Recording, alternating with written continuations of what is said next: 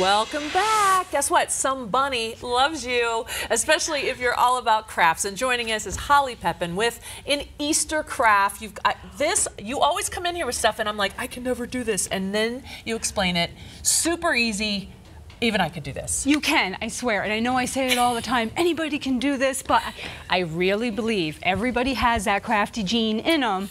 We just have to slow down, not be overwhelmed by the size of the project. Right, so tell us what we're making. Totally, we're making like giant-sized 4-foot bunnies here. 4-foot bunnies. This one's technically more like 5 feet. Okay, well, whatever. But you know, like we were saying, don't be intimidated by the size of it, because it's really no different than if you were making a small little rag doll. Okay.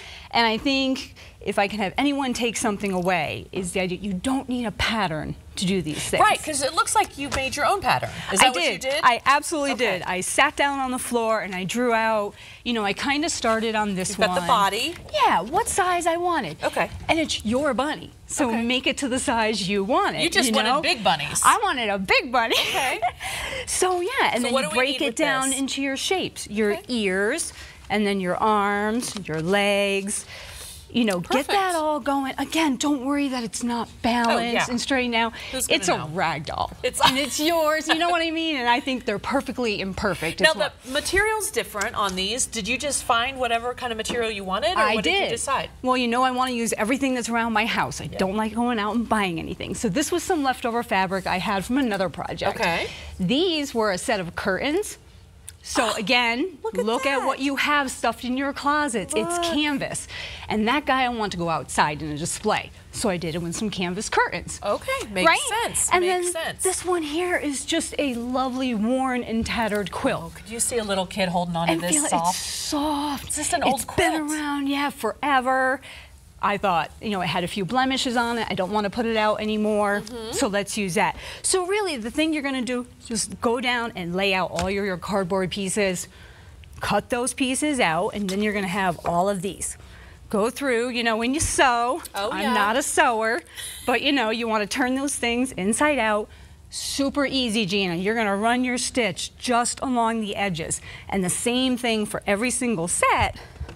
You want to make sure you leave those little openings. Right, because we have stuffing. Stuffing, exactly. Like the stuffing and I leave myself little cliff notes, because when I get cranking with a sewing machine, I forget where I am and I go right across and I've sealed it and then I can't. So you can't stuff it. Then watch a movie, just sit there and stuff all your pieces in there. I promise you, it's that easy. So when you're taking all of your little pieces. So then you just have to put them together. All together. And you've got a giant, soft, wonderful bunny. Exactly. And I'll tell you, there's probably some wonderful sewers out there. My sister got the sewing gene. I did not. So I make fabric work. So, you know, I just went right on the outside. Okay. And literally just sat there and did a little stitch. It's nothing fancy. Don't look too close. It's not a stitch. It's a holly stitch. Did the same thing for the arms. Okay. The only thing I did different is down here for the legs. I took those, and those you want to insert. Oh, well, you can put them right in there. Exactly. So you don't even have to It's not difficult. About that. I just folded the fabric in, put your 2 legs in, obviously after they're stuffed, and then just go down and sew them. So like that one, if you want to turn it inside out, so that one's just been sewed. Yeah, no, it looks great. Yeah. So now you are, before we have to wrap up here, tell the folks again how easy it is just to find things that you don't have to go buy things, right? It really is, especially things like fabric, because we know we have a closet full of curtains we haven't used, you know, leftover pieces from that, you know. I realize I have a lot more crafts in my house than the typical person, but I promise you, you know, it's there. Even for this stuff, use a trash bag. Oh. Not bad. You know, like a paper trash bag, you know, kind of thing. You're awesome. Thank you, Holly. I'm going to tell people how to get a hold of you. Are you ready? Please do. Okay, you can always contact Holly via email at painthappy@yahoo.com, or just go ahead and follow her on Facebook. Why wouldn't you, right?